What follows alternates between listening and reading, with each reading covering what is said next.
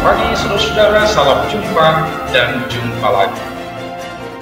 Kita sudah menikmati firman Tuhan selama ini, tentu banyak pengalaman suka dan duka sebagai pengalaman rohani, dan di dalamnya kita bertumbuh.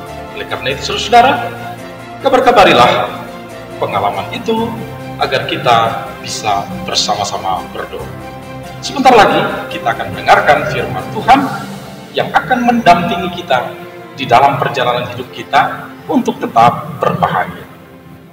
Shalom Bapak Ibu, saudara-saudara yang terkasih. Kita akan mendengarkan firman Tuhan. Sebelumnya kita berdoa. Kasih karunia dan damai sejahtera yang daripada Allah Bapa dan anaknya Tuhan Yesus Kristus menyertai saudara-saudari sekalian. Amin. Bapak Ibu, mari kita dengarkan firman yang dibacakan oleh anak pelajar sidik kita.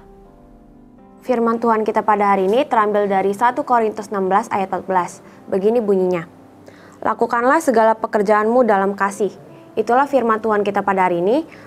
Berbahagialah orang yang mendengarkan serta melakukannya di dalam kehidupannya. Amin.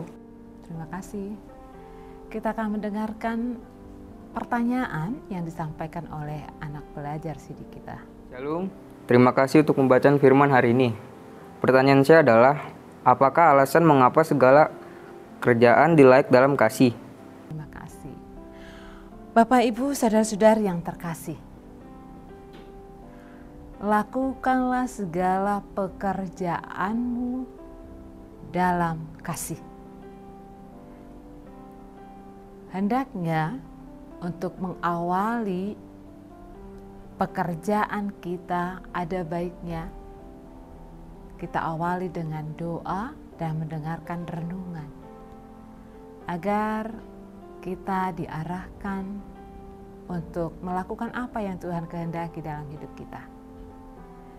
Kalaulah dikatakan lakukanlah segala pekerjaanmu dalam kasih, apa alasannya? Apa alasan Paulus menyampaikan ini? Kita mau melihat seperti apa latar belakang daripada jemaat Korintus.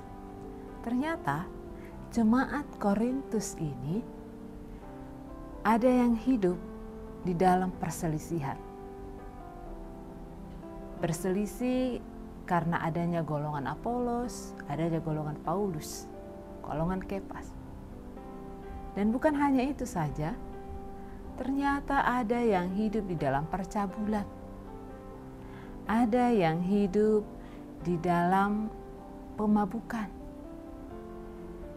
Maka, kalaulah dikatakan, lakukanlah segala pekerjaanmu dalam kasih. Tentu, kita tahu apa itu arti kasih. Kalau dalam 1 Korintus pasal 13 ayat yang keempat sampai dengan ayat yang ke-5, kasih itu sabar, kasih itu murah hati, ia tidak cemburu, ia tidak memegahkan diri, dan ia tidak sombong. Ia tidak melakukan yang tidak sopan dan tidak mencari keuntungan diri sendiri. Ia tidak pemarah dan tidak menyimpan kesalahan orang lain. Pada dasarnya Paulus menginginkan agar kita dalam melakukan segala pekerjaan itu, marilah di dalam kasih. Karena apa? Karena memang Allah yang kita sembah itu adalah Allah yang hidup di dalam kasih. Sangat ditekankan juga bahwa orang yang melakukan, kalau saya bacakan untuk kita dalam 1 Korintus pasal 6, ayat yang 9b. Janganlah sesat. Orang cabul, penyembah berhala, orang berzina, banci, orang pemburit, pencuri, orang kafir, pemabuk, pemfitnah, dan penipu tidak akan mendapat bagian dalam kerajaan Allah. Ini harus kita renungkan. Bapak, Ibu, saudara-saudari yang terkasih. Mungkin ada di antara kita yang terlena dengan kebiasaan yang tidak baik, yang mungkin saja itu mabuk, yang mungkin saja itu mencuri, yang mungkin saja itu berzina, yang mungkin saja itu berjudi. Firman Tuhan mengingatkan kita kembali pada hari ini.